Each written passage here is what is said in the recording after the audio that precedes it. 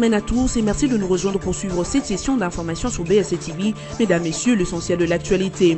Les combats se poursuivent entre les rebelles ougandais des ADF et l'armée régulière de la RDC avec l'appui de la MONUSCO en cette début de semaine autour de la ville de Beni. De part et d'autre, la MONUSCO et les FARDC attaquent des positions rebelles pour éloigner l'ennemi et ainsi renforcer la sécurité des civils dans ces coins de la province et ses environs. Pour l'heure, une suspension temporaire de circulation sur le tronçon Mbao-Kamango à une soixantaine de kilomètres du nord-est de la ville de Beni a été annoncée pour fuir et ratisser les secteurs. Et puis, plus de 50 détenus se sont évadés de la prison de Poitou dans la province du Haut-Katanga le week-end dernier. Ce serait, selon certaines sources, une action du milice local, auteur de cas similaires enregistrés depuis le début de l'année. Enfin, 5e journée de l'éliminatoire Russie 2018, les léopards de la RDC ont battu le week-end dernier les chevaliers de la Méditerranée libyens par une marque de 2-1. Malgré cette victoire sur les Libyens, la RDC se maintient à la 2e place après les Tunisiens en attendant le match de la 6e journée qui détermineront le pays qui représentera l'Afrique à cette compétition mondiale pour le compte de ce groupe. Les combats se sont poursuivis les week-ends derniers et en cette début de semaine autour de la ville de Beni dans le Nord Kivu entre le rebelle ougandais des ADF et l'armée régulière avec l'appui de la MONUSCO. Alors que le casque bleu onusien ont essuyé ce lundi matin une attaque rebelle dans sa position de Mamoudioma, le FARDC ont quant à elle fait l'objet d'autres attaques sur plusieurs de ses positions, plus particulièrement sur l'axe Kamango-Mbao qui mène vers la frontière ougandaise. Les rebelles ADF auraient repris depuis vendredi 6 octobre des positions autrefois reprise par les FARDC tels que Mandina, le plus grand camp des ADF conquis par les FARDC l'année dernière, Nadui, Topoké et Canada. Mais l'armée ne confirmait pas cette information et évoque des opérations en cours sur la route principale Mbao-Kamango. Et le porte-parole de l'opération Sokola 1 Nord a confirmé que de violents affrontements s'est déroulés sur cet axe routier. Le capitaine Marc Azukai a également annoncé la suspension temporaire de la circulation sur ce tronçon à une soixantaine de kilomètres au nord-est de la ville de Beni. C'est sur cet axe que les ADF avaient égorgé une vingtaine de personnes le samedi dernier. Un acte placé sur le compte de la terreur à laquelle ce rebelle veulent soumettre la population pour émousser sa coopération avec l'armée, et cela après que les ADF se soient tués pendant plusieurs mois suite au revers subi face au FARDC. Pour l'heure, les forces régulières procèdent à des fuites, de ratissage et de poursuite de l'ennemi pour l'éloigner et ainsi renforcer la sécurité des civils à Beni et ses environs. Plus de 50 détenus se sont évadés de la prison de Poitou dans la province du Haut-Katanga ce week-end dernier. Selon des sources locales, cette évasion est due à une attaque menée par des hommes armés qui appartiendraient à une milice locale, mais aussi à une série d'autres cas similaires enregistrés depuis le début de l'année. Il s'y est de noter que l'avant-dernière évasion s'est déroulée au sud Kivu, où au moins 34 prisonniers s'étaient échappés le 25 septembre de la prison de Mweja, à 130 km de Bukavu. Les détenus, parmi lesquels des condamnés pour meurtre, avaient alors profité de la pluie pour perforer le mur de la prison et se volatiser dans la nature. Toujours en septembre, 119 sur 124 détenus s'étaient évadés de la prison de Kabinda dans la province de Lomami. Le ministre de l'Enseignement supérieur et universitaire Steve Mbeki a présenté les samedis 7 octobre une bourse de solidarité et de l'excellence qui est mise en place pour les filières scientifiques des LSU. Ce, à l'occasion de la présentation de l'instruction académique portant directive relative à l'année académique 2017-2018. Il s'agit, d'après Steve Mbeki, de nouvelles dispositions visant l'amélioration de la gouvernance du secteur pour cette nouvelle année académique qui s'ouvrira le 16 octobre prochain. Cette innovation, selon les ministres, permettra aux étudiants modestes et surtout aux filles d'embrasser les filières scientifiques. Il y aura un test bientôt pour toutes les provinces pour les recruter. Ils vont étudier pendant tous les 2 cycles sans payer le frais académique. Et à l'issue de leurs études, le ministère de l'ESU tiendra compte de son budget pour faire un nouveau concours afin de les envoyer dans d'autres pays plus industrialisés d'où ils peuvent ramener le savoir-faire scientifique et technologique, a promis le ministre Steve Mbeki. Les examens de la 2e session et toutes les activités relatives à la fin de l'année académique 2016-2017 ont repris ce lundi 9 octobre à l'université de Kisangani dans la province de la Chopo. C'est ce qu'a notifié un communiqué de l'association de professeurs de cette institution universitaire APUKIS en sigle, publié le week-end dernier. Cette décision a été prise suite à la suspension de la grève de membres de la PUCIS. Ce professeur dit avoir décidé de mettre fin à cette grève du fait d'avancées significatives dans le pourparlers en cours à Kinshasa par rapport à leurs revendications. Le professeur d'université de la RDC exige en effet le paiement de leur salaire au taux budgétaire annoncé à l'Assemblée nationale par le Premier ministre Bruno Tshibala. Rappelons qu'avant que le professeur ne suspende leur grève, une centaine d'étudiants ont organisé une marche pacifique le week-end dernier devant le bâtiment administratif de l'université de Kisangani.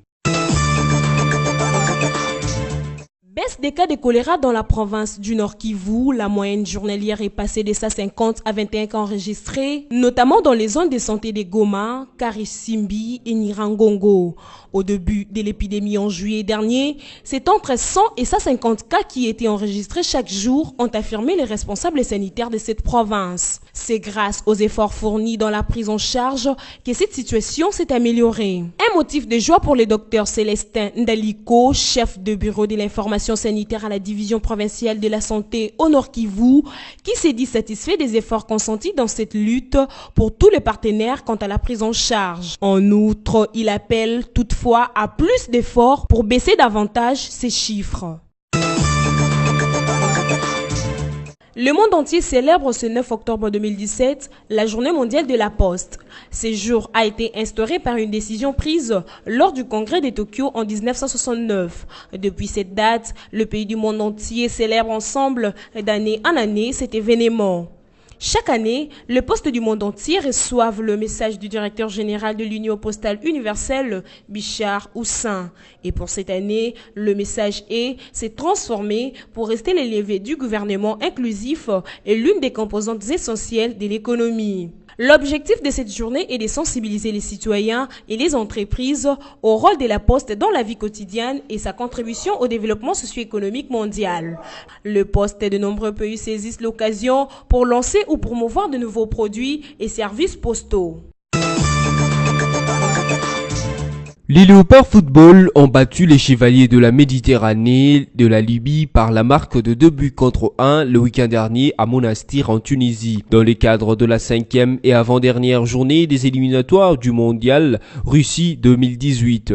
Les débuts de Congolais ont été marqués par Cédric Bakambu à la 50e minute et Firmin Moubélé à la 75e minute. Suite à cette victoire, la RDC se maintient à la 2e place du groupe A avec 10 points après la Tunisie qui en compte 13 après sa large victoire face à la Guinée. C'est ainsi que la RDC et la Tunisie vont devoir attendre la 6e et dernière journée pour savoir laquelle de deux participera à la phase finale de la prochaine Coupe du Monde. La RDC recevra le lundi 6 novembre à Kinshasa l'équipe de la Guinée, tandis que la Tunisie recevra à la même date la Libye.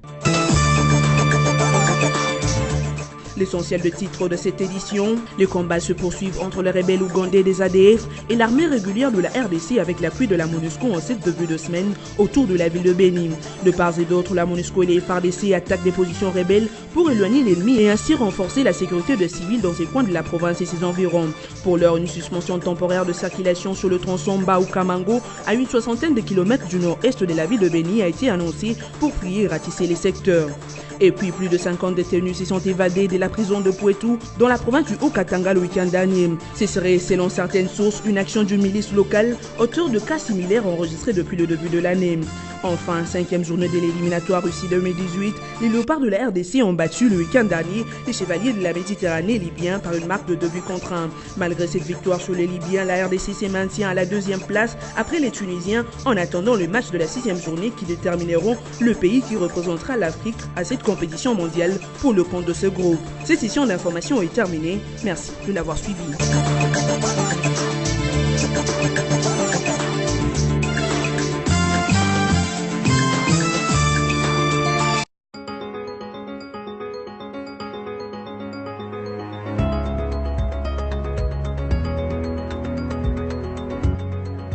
Mesdames, Messieurs, bienvenue à la lecture de journaux parus en ligne ce lundi 9 octobre, sélectionnés et résumés pour vous sur BSC TV. Ouvrons cette revue de presse avec Forum des As qui titre à sa une « Affaire passeport semi-biométrique chez Okitundu sous les coups d'une motion de défiance ».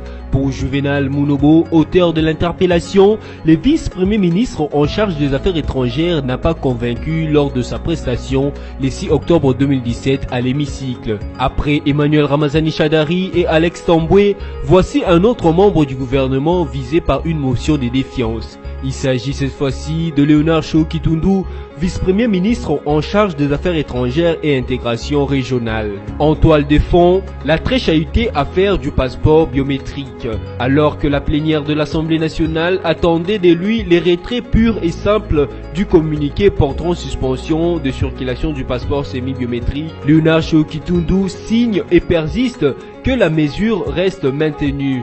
Toutefois, le patron de la diplomatie RD congolaise précise que l'application de cette décision est assortie de mesures d'assouplissement telles que recommandées par le chef de l'État. Face aux députés nationaux, le VPM Léonard Okitundu a promis de signer un arrêté reprenant les dites mesures en vue de l'entrée en vigueur dans les prochains jours de cette décision qui continue à faire grand polémique dans l'opinion. En contre-réaction, la réplique du vice-premier ministre en charge des affaires étrangères et intégration régionale, les députés nationaux Juvenal Munobo, auteur de la question orale avec débat, s'est déclaré insatisfait. Aussitôt a-t-il décidé de transformer sa question orale avec débat en une motion de défiance à déposer dans le tout prochain jour contre Léonard Okitundu. Poursuivons cette revue de presse avec les sites de la radio Okapi.net qui écrit à sa manchette « Enseignement supérieur et universitaire, création d'une bourse de solidarité pour les filières scientifiques ». Une bourse de solidarité et de l'excellence est mise en place pour les filières scientifiques de l'enseignement supérieur et universitaire. Le ministre Steve Mbikai a présenté cette innovation samedi 7 octobre à l'occasion de la présentation de l'instruction académique portant directives relatives à l'année académique 2017-2018. Il s'agit, d'après Steve Mbikai, de nouvelles dispositions visant à l'amélioration du secteur pour cette nouvelle année académique qui s'ouvre le 16 octobre prochain. Cette nouvelle innovation permettra aux étudiants modestes et surtout aux filles d'embrasser les filières scientifiques, a affirmé le ministre. Le ministre s'est aussi expliqué sur la question des fixations du taux budgétaire que décrivent le professeur. Ceux-ci sont en grève et ne comptent reprendre le cours que si leurs revendications sont prises en compte. Bouclons cette revue de presse avec les sites d'actualité.cd qui titre à sa une « Liège-Kinshasa Management School, le cours commence au mois de janvier 2018 ».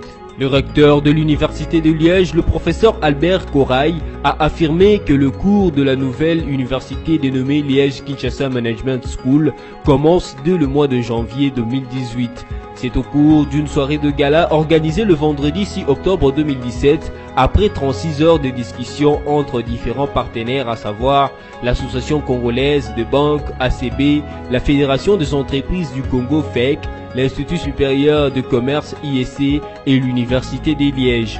Pour Albert Corail, il était question de mettre en place les cadres juridiques mais aussi de statuer sur les modalités pratiques qui devraient permettre un bon fonctionnement de cette institution nouvellement créée. Selon le 61e recteur qui vient de fêter les bicentenaires de l'Université de Liège créée en 1817, son institution serait définie dans le but de mettre son rôle plus au niveau sociétal. L'enseignement, la recherche, c'est le savoir qui doit être mis au service de la société et ce savoir, je souhaite le mettre non seulement au service de la société de la région de Liège, de la Wallonie, de la Belgique, mais également on les mettra au service de la République démocratique du Congo. Et depuis 5 ans, nous nous sommes investis en démarrant modestement ce projet avec l'ISC.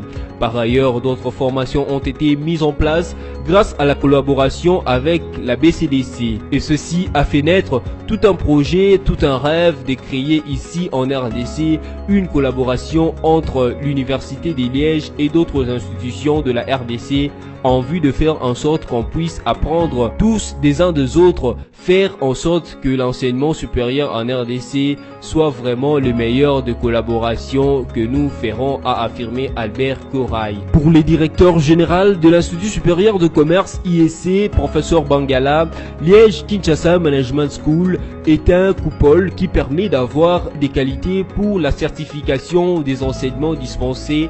D'après lui, l'éducation est la voie qui peut permettre permettre le développement rapide de l'Afrique, d'où l'importance de mettre en place un enseignement professionnalisant de qualité. Notez que Liège Kinshasa Management School va prendre en charge des informations assurées par la BBA, les 2 masters organisés à l'ISC, mais aussi quelques programmes organisés à l'université de Kisangani. Cette revue de presse est terminée. Merci de l'avoir suivi.